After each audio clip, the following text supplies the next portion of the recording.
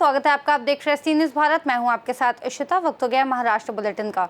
इस बुलेटिन में बात होगी बुल्ढाना की, जहां संत श्री गजानन महाराज की पालकी कल यानी 2 जून को पंढरपुर के लिए रवाना होगी। साथ ही बात होगी धुले की, जहां बेमौसम बारिश से किसानों को भारी नुकसान पहुंचा है। ऐसी तमाम खबरों पर करेंगे विस्तार से चर्चा। विदर्भ के पंढरपुर के नाम से प्रसिद्ध संत श्री गजानन महाराज की पालकी कल सोमवार सुबह 7 बजे आषाढ़ी एकादशी समारोह में भाग लेने के लिए पंढरपुर के लिए रवाना होगी। इस वर्ष पालकी का ये 56वां वर्ष है और इसमें 700 वारकरी, 250 पटकाधारी, 250 तालकारी और 200 सेवाधारी भाग लेंगे। श्री संत गजानन महाराज की पालकी लगभग 33 दिनों में 700 किलोमीटर की दूरी तय करके 4 जुलाई को पंढरपुर पहुंचेगी। 6 जुलाई को ये पालकी पंढरपुर की आषाढ़ी एकादशी में भी भाग लेगी और परिक्रमा में भाग लेगी। विदर्भ के पंढरपुर के नाम से विख्यात संत श्री गजानन महाराज की पालकी आषाढ़ी एकादशी महोत्सव में भाग लेने के लिए कल सुबह 7 बजे पंढरपुर के लिए रवाना होगी। पालकी का ये 56वां वर्ष है। श्री की पालकी 2 जून को श्री क्षेत्र नागजारी स्थित संत गोमाजी महाराज संस्थान से पैदल पंढरपुर जाएगी तथा शाम को महाप्रसाद के बाद अकोला जिले के पारस में रात्रि विश्राम करेगी। वापसी की यात्रा 10 जुलाई को शुरू होगी तथा 31 जुलाई को शेगांव पहुंचेगी। बुल्ढाना से सी न्यूज़ संवाददाता संदीप साबजी की रिपोर्ट। धुले जिले में पिछले कुछ दिनों से हो रही बेमौसम बारिश के कारण कटी हुई फसलें काफी हद तक खराब हो गईं। मक्का, ज्वार, मूंगफली आदि फसलों से मिलने वाला चारा फफूंद लगने से खराब हो गया है, जिससे किसानों के सामने बड़ा संकट खड़ा हो गया है। इस स्थिति के कारण किसानों को अपनी कृषि उपज पर होने वाले खर्च की भरपाई होने की संभावना भी कम हो गई है। खेती के लिए किसान बैंक, सहकारी समितियों और निजी साहूकारों से कर्ज लेते हैं। हालांकि इस साल प्रकृति की मार के कारण उन्हें भारी नुकसान उठाना पड़ रहा है। नतीजन किसान शरद बदाने ने चिंता जताई है कि कर्ज का पहाड़ बढ़ता जा रहा है और किसानों की आत्महत्या करने की आशंका है। बदाने ने कहा कि मक्की की बालियों में फफूंद लग जाने के कारण अब उन्हें इसे मवेशियों के चारे के रूप में इस्तेमाल करना पड़ रहा है।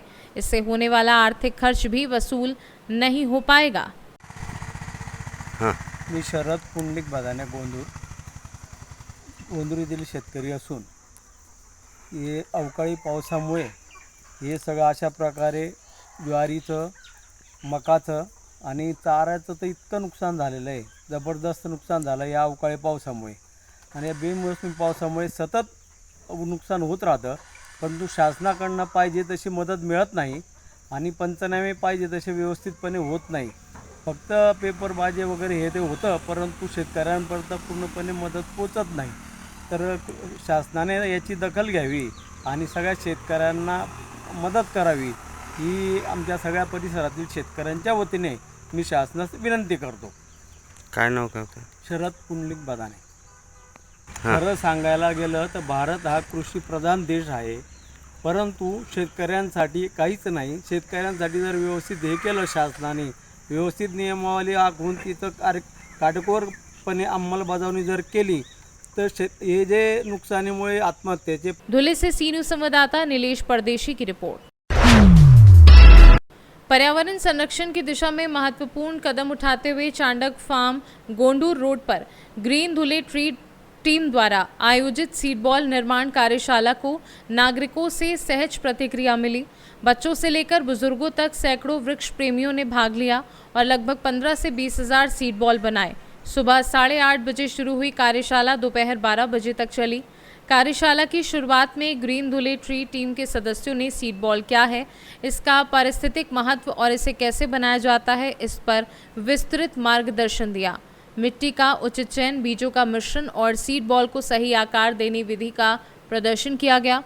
कार्यशाला में भाग लेने वाले नागरिकों को छोटे छोटे समूहों में विभाजित किया गया और उन्हें वास्तव में सीड बॉल बनाने का अनुभव दिया गया। सभी ने उत्साहपूर्वक मिट्टी, खाद और बीजों की मदद से सीड बॉल बनाए। दिलचस्प बात यह है कि इस बार स्थानीय प्रजातियों के बीजों को प्राथमिकता दी गई ताकि वे आसानी से जड़ें जमा सकें। इस पहल से तैयार किए गए सीड बॉल को मानसून के मौसम की शुरुआत में विभिन्न स्थानों पर बिखेरा जाएगा ताकि बड़े पैमाने पर वृक्षारोपण किया जा सके।